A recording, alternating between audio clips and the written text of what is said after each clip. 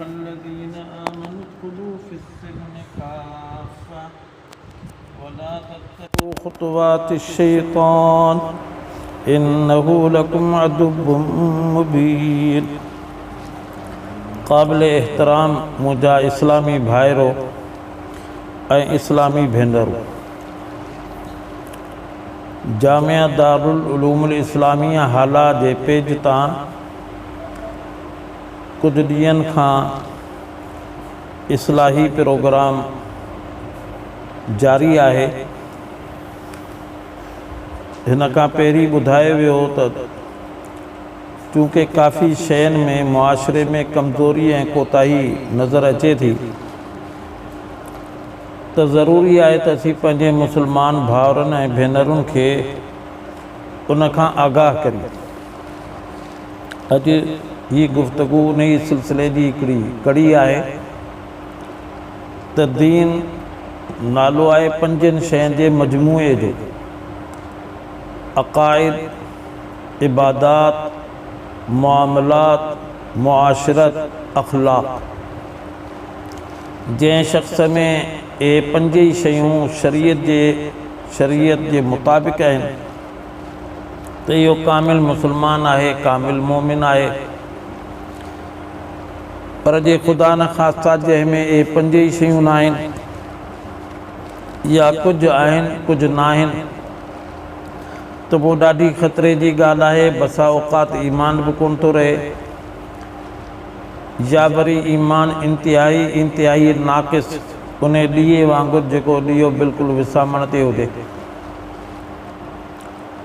इन जे करे ज़रूरी आहे त असीं इन्हनि शयुनि खे पंहिंजे दिमाग़ में विहारियूं बि ऐं उन जे मुताबिक़ अमल बि करियूं।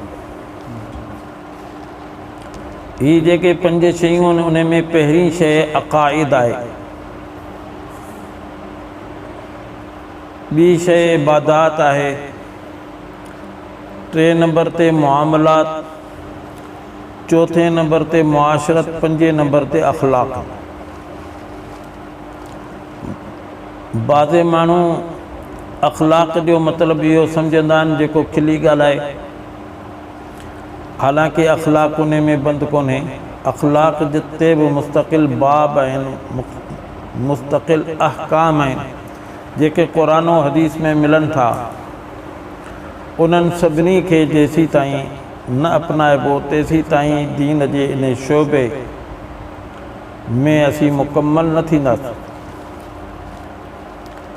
इहो ई मामिलो मुआशरत ऐं मुआमले जो आहे, इहो ई मामिलो इबादत जो आहे, इहो ई मामिलो अक़ाइद जो आहे। इन्हनि सभिनी में अहम तरीन शइ अक़ाइद आहिनि। अगर अक़ीदो सही आहे त बाक़ी इबादतूं मोतबर आहिनि, अगर अक़ीदो सही न आहे त पोइ बाक़ी इबादतूं गैर मोतबर। अव्हांजे इल्म में हूंदो बाज़े गैर मुस्लिम भी नमाज़ पढ़नि था, बाज़े रोज़ो भी रखनि था, बाज़े ज़कात भी ॾियनि था। हू सम्झनि था त ज़कात सां माल जी हिफ़ाज़त थिए थी। हर दौर में इन जा मिसाल मौजूद आहिनि, पर चूँकि अक़ाइद इस्लामी अहकाम जे मुताबिक़ उन्हनि जा कोन आहिनि, जंहिंजे करे उन्हनि जूं इहे इबादतूं दुनिया में चाहे उन्हनि खे फ़ाइदो पहुचाइनि लेकिन आख़िरत में इन्हनि जो को फ़ाइदो कोन्हे। अक़ाइद जी अहमियत जो अवां इन मां बि अंदाज़ो लॻाए सघो था त बचपन ही में मकातिब में ॿारनि खे ईमान मुफ़स्सल यादि कराए वेंदो आहे, ईमान मुजमल यादि कराए वेंदो आहे। ईमान मुफ़स्सल में 7 शयूं आहिनि: आमनतु बिल्लाह व मलाइकतिही व कुतुबिही व रुसुलिही वल यौमिल आखिर वल क़द्रि ख़ैरिही व शर्रिही मिनल्लाहि तआला वल बास बादल मौत। ॿार अञा 4 साल जो मस थींदो आहे, मक्तब में दाख़िल थींदो आहे।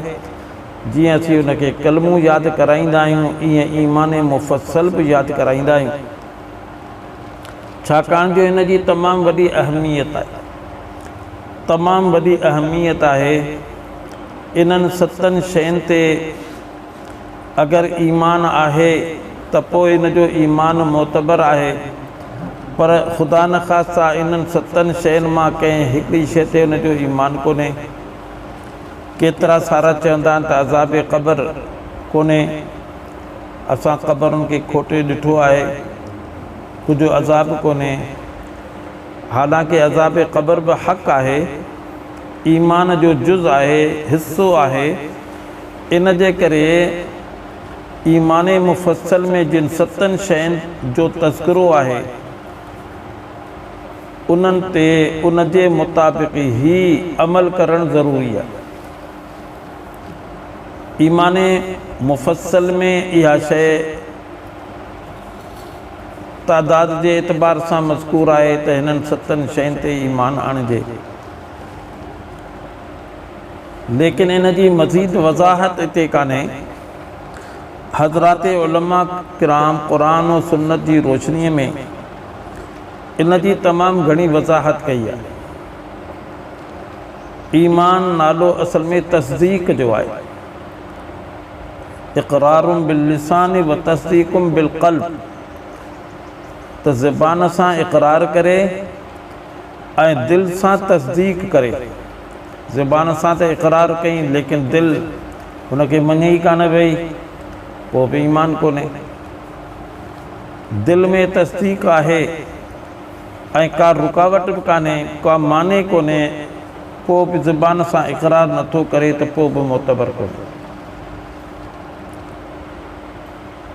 त इहे ॿई शयूं तमामु ज़रूरी आहिनि। दिल में तस्दीक बि हुजे ऐं उन सां गॾोगॾु ज़बान सां इक़रार बि करे। अगरि का रुकावट न हुजे, मसइलो हिकिड़ो गूंगो आहे, उहो ॻाल्हाए ई नथो सघे, त ज़ाहिर आहे त ज़बान सां इक़रार कोन कंदो, पर दिलि में हुनजी तस्दीक आहे, हथ जे इशारनि सां ॿुधाए थो त मुंहिंजे दिलि में हीअ शइ आहे, त हुनजो ईमान मोतबर आहे। त बहरहाल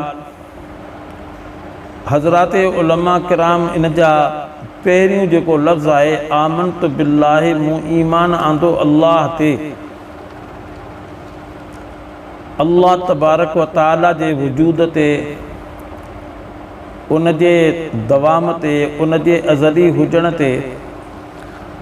मख़तूम मोहम्मद हाशिम ठटवी अलैहि रहमा पंहिंजे किताब फ़राइज़ुल इस्लाम में आमनतु बिल्लाहि जे तहत, आमनतु बिल्लाहि जे तहत 83 शयुनि खे शुमार कयो आहे। त इन्हनि 83 शयुनि जो हिन जे दिलि में हुजनि तॾहिं चइबो त हिन जो ईमान अल्लाह ते आहे।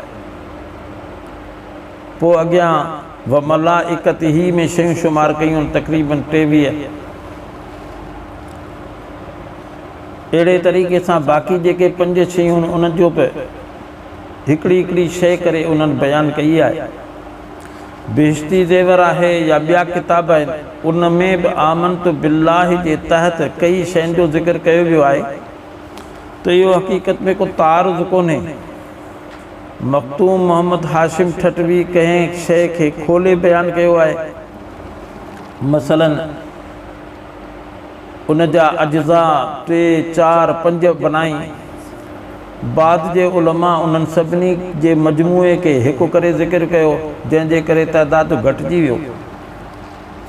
लेकिन एतिरी ॻाल्हि तमामु ज़रूरी आहे त आमनतु बिल्लाहि में ईमान बिल्लाह तॾहिं थींदो मुंहिंजो जॾहिं उहे शयूं जिन जो तज़किरो बाद में कयो थो वञे उहे बि मुंहिंजे दिलि में हुजनि, त पोइ मुंहिंजो ईमान मुकमल आहे।